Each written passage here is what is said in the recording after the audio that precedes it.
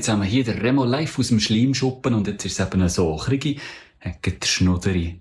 Und darum hier mal griechisch Fakt Nummer 5.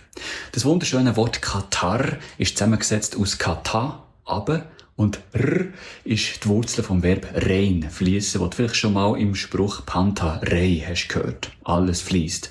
Katar heisst also wörtlich Hinabfluss, nicht sie fliessende. Und es ist ja auch ein mehr oder weniger zähflüssiger Schleimlawinenniedergang. Von dem her passt. Die gleiche Wurzel steckt übrigens auch in Logorö und kontrollierten Wortfluss oder in Diarrhoe und Gonorrhoe, also wörtlich einem Durchfluss. In